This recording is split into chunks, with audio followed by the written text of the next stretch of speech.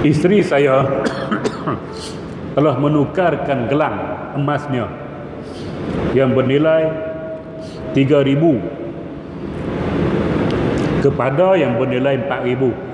Gelang dia nilai 3,000, dia nak beli baru, nilai dia 4,000 hak baru tu. Perbezaannya dibayar melalui emas yang sudah tidak dipakai.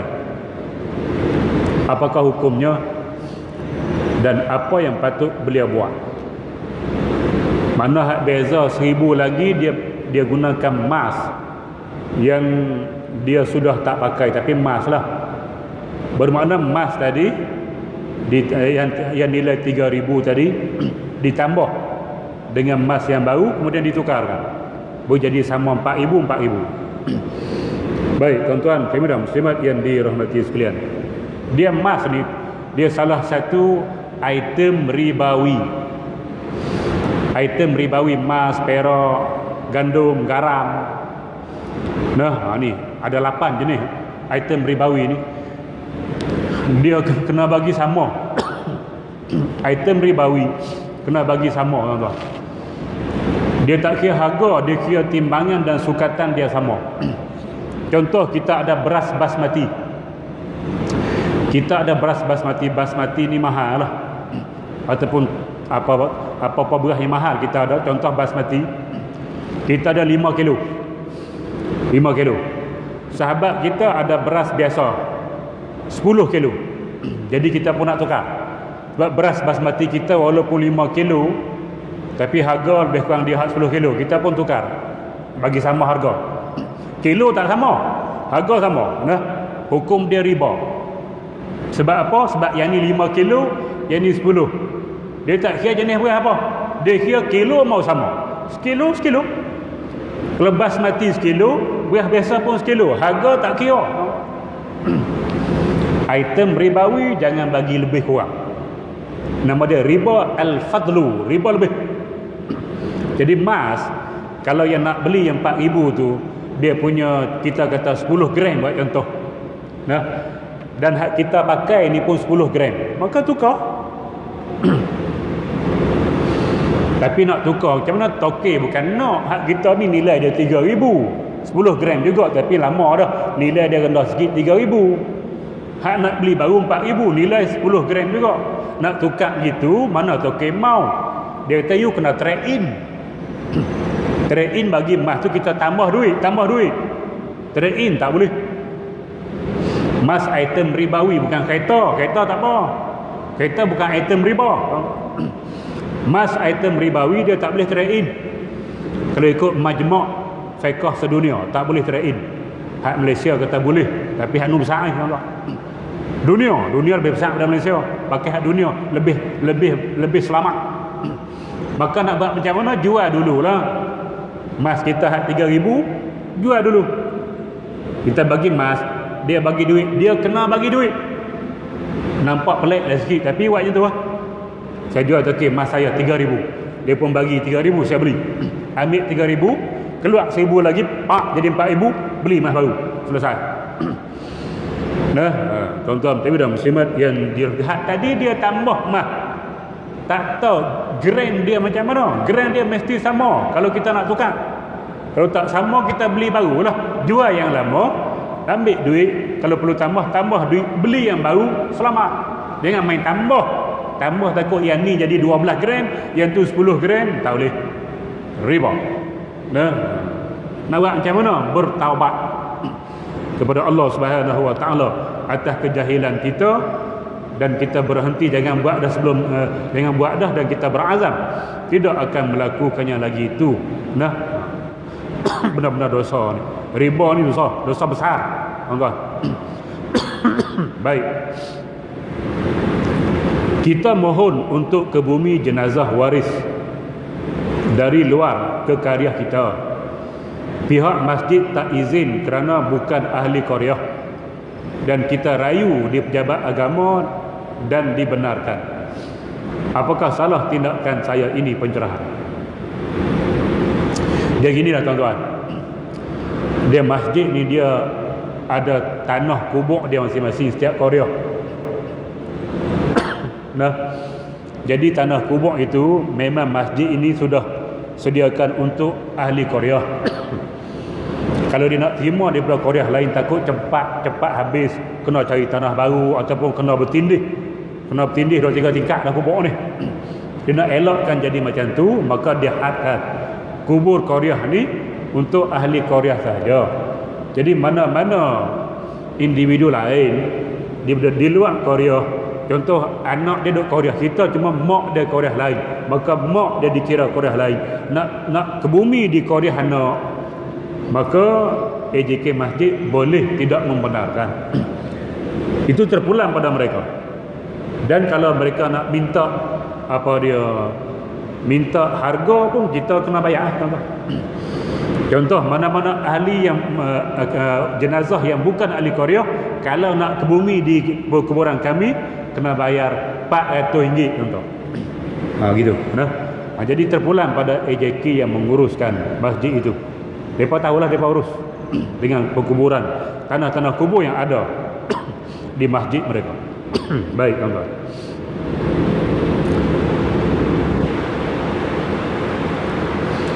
Sekiranya seseorang itu belum lagi selesai hutangnya, bolehkah dia bersedekah? Hutang dia tak selesai lagi, dan bolehkah dia nak bersedekah? Sedekah ni sunat, bayar hutang tu wajib. Baik, jadi bolehkah dia nak buat benda sunat sedangkan benda wajib dia tak buat? Dia gini, tuan-tuan, muslimat yang dirahmati sekalian. Bila kita berhutang, kita ada perjanjian dengan orang yang kita berhutang. Kalau kita berhutang dengan bank, mudah, 10 tahun, 15 tahun, kita bayaran kita sebulan 1,000 contoh, selama 10 tahun, sebulan 1,000. Nah, mana kalau kata kita tak boleh bersedekah, takkan selama 10 tahun tu kita tak boleh sedekah? Pembayaran hutang secara berkala tiap-tiap bulan ini kita akan habis dalam tempoh 10 tahun. Dalam tempoh 10 tahun itu tak ada masalah kita nak sedekah, sebab hutang kita bayar macam biasa. Cukup bulan 1,000, cukup bulan 1,000 macam biasa. Tak habis lagi, ada 5 tahun lagi boleh sedekah. Tak nanti habis dulu baru kita sedekah. Tak nanti macam tu, tuan-tuan.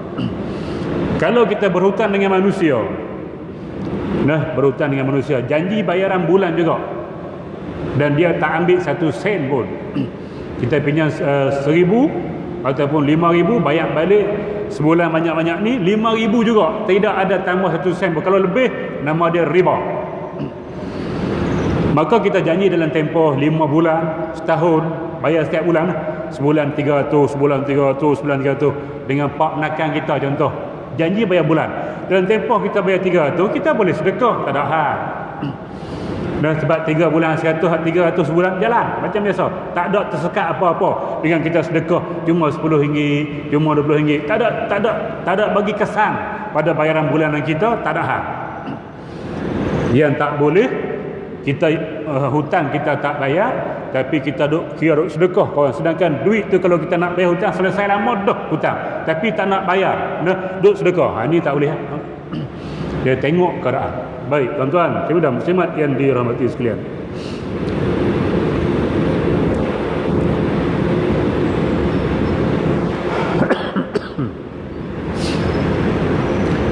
Jika kita menjadi imam solat zuhur dan kita ingin membaca doa kunut nazilah, adakah perlu kita membaca kunut dengan suara yang nyaring? Kita jadi imam. Baik, tuan-tuan, muslimat yang dirahmati sekalian. Solat zuhur, solat zuhur, solat yang dibaca secara sir. Begitu juga solat asar. Jadi dalam zuhur itu kita nak baca kunut nazilah. Masa mana nak baca? Rakaat yang keempat. Kita iktidal sami Allahu liman hamidah, rakaat yang keempat, sebelum kita turun untuk duduk untuk sujud. Di rakaat yang akhir itu, maka disitulah kita membaca kunut. Baik, tuan-tuan, muslimat yang dirahmati sekalian. Persoalan yang dia tanya, kita nak baca kuat ataupun perlahan. Jadi solat zuhur tu slow, sir. Jadi kunut pun afdal ikut yang sir. Mana baca perlahan kunut. Tuan-tuan. Dan kalau kita nak baca kuat pun boleh. Nak baca kuat pun boleh. Dia kaedah sama dengan kita tinggal solat subuh, tuan-tuan. Kita tertinggal solat subuh, kita tertinggal solat isyak ataupun maghrib, tak sengaja tertidur ataupun terlupa. Nanti kita nak qada solat tu di waktu solat zuhur. Lepas zuhur tu kita qada isyak. Khairul, baca kuat kan slow. Qada isyak dalam di waktu di siang hari solat semua slow. Zuhur slow baca sir, asar perlahan sir. Kita pi qada solat hak malam tu, hak isyak, hak maghrib, hak subuh, kita nak baca kuat ke baca slow? Deng. Yang tu kita diberi pilihan. Kita nak menghormati waktu siang tu, kita baca slow. Walaupun kita qada maghrib, walaupun kita qada isyak, walaupun kita qada subuh, tapi kita baca macam zuhur dengan asar. Ataupun kita boleh nak pakai sebab kita solat zuhur, solat isyak, solat maghrib dan subuh hak baca kuat. Cuma kita solat di waktu siang hari, boleh kita baca kuat. Jadi tak ada masalah dah. Tapi dah kita jadi imam, kalau kita nak baca kunut, elok kita baca kuat untuk diaminkan oleh makmum. Kalau tidak, baca sendiri-sendiri. Imam baca sendiri, makmum baca sendiri. Kena bagi tahu kita nak baca kunut nazilah pada rakaat yang keempat selepas iktidal. Tu imam tu nak bagi tahu. Baik, tuan-tuan dan muslimat yang dirahmati sekalian. Seterusnya,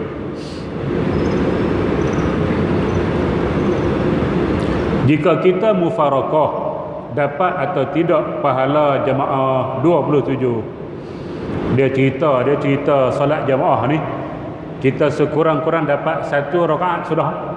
Man adraka raka'atan faqad adraka solat. Sesiapa yang dapat satu rakaat, maka dikira dia dapat solat. Maka kalau kita sempat sekurang-kurang dengan imam satu rakaat, dapat dah pahala jamaah.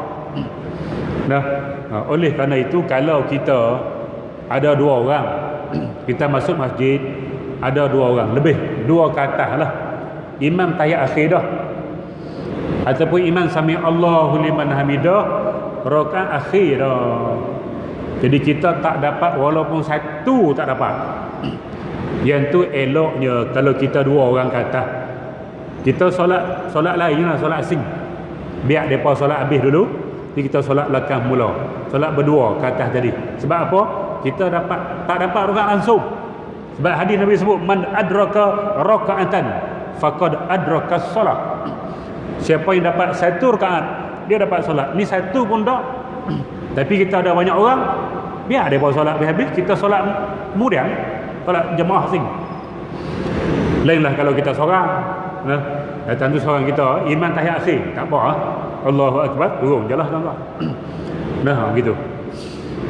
Ada yang kata tak dapat, ada yang kata dapat pahala kalau kita tak dapat langsung. Syarat dia kena dapat satu rakaat dengan imam. Kalau tak dapat rakaat langsung, ada kata tak dapat. Jadi nak elok khilaf tu, elok kita tak ikut, kita solat yang dengan orang lain, yang tu pasti dah kita dapat rakaat daripada awal sampai akhir. Maknanya kalau kita dah rakaat yang kedua, makna kalau imam tak duduk tahiyat awal, dia bangun tu, mana kita rakaat kedua dah tu. Kalau kita solat awal-awal dengan dia lah, maka kita dah dapat pahala jamaah 27. Kita mufarakah pun tak ada masalah apa-apa. Bagaimana orang yang berhutang tidak mau bayar? Berhutang tak mau bayar, kasih tanam dalam tanah. Hukum bayar hutang adalah wajib. Bila tak bayar, wajib ni siapa yang buat dapat pahala, siapa tak buat berdosa. Macam solat, wajib hukum dia. Maka siapa tak bayar hutang, hukum dia haram dan berdosa, mati tak boleh masuk syurga walaupun dia mati syahid. Mati syahid tu syurga tu.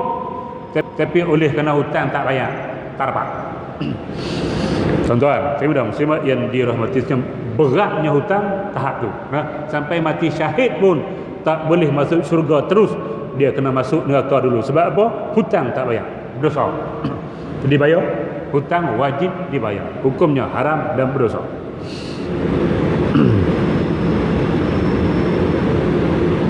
Okey, yang terakhirlah tuan-tuan, banyak soalan ni. Sekiranya tu imam dalam solat maghrib ketika dalam bacaan tasyahud awal hendak beri salam hanya setakat as-sa, tiba-tiba makmum menegur subhanallah dan imam menyedarinya dan terus bangun sambung solat, dan di akhirnya imam pun sujud sahwi. Soalan saya, perlukah imam sujud sahwi walaupun tadi beliau hanya sempat baca as-sa saja?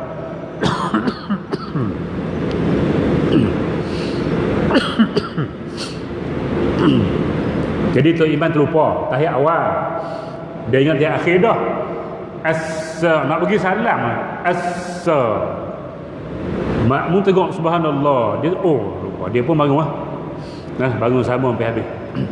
Lepas tu dia pun sujud sahwi. Jadi persoalan dia kata, perlukah imam tu sujud sahwi sedangkan dia baru baca as-sa, tak sampai assalamu alaikum as-sa. Baik tuan-tuan, saya dan muslimat yang dirahmati sekalian, dia ada unsur terlupa bila dia nak bagi salam. Kalau orang tak tegak dia pakai bagi salam dah lah. Mana dia terlupa, ada unsur terlupa, maka sunat dia sujud sahwi sebelum dia bagi salam. Last sekali, kalau kita was-was dengan bilangan, ingat bil letering bilangan rakaat timbul semasa tahiyat akhir dah, bolehkah kita sujud sahwi? Okey, kita was-was dengan bilangan rakaat, masa tu kita sudah berada di tahiyat akhir. Kalau subuh hak kedua dah, kalau maghrib yang tiga tahiyat akhir, tuan-tuan. Jadi masa tu datang was-was, aku ni tiga kedua. Kalau tiga, dan kalau subuh aku ni dua ke satu. Kalau empat, aku ni tiga ke empat. Dia timbul was-was di situ. Baik, bila timbul was-was 3 ke 4 ataupun 2 ke 3 ataupun 1 ke 2, dia was-was gitu lah. Dia jarang was-was aku ni 4 ke 1, jarang gitu.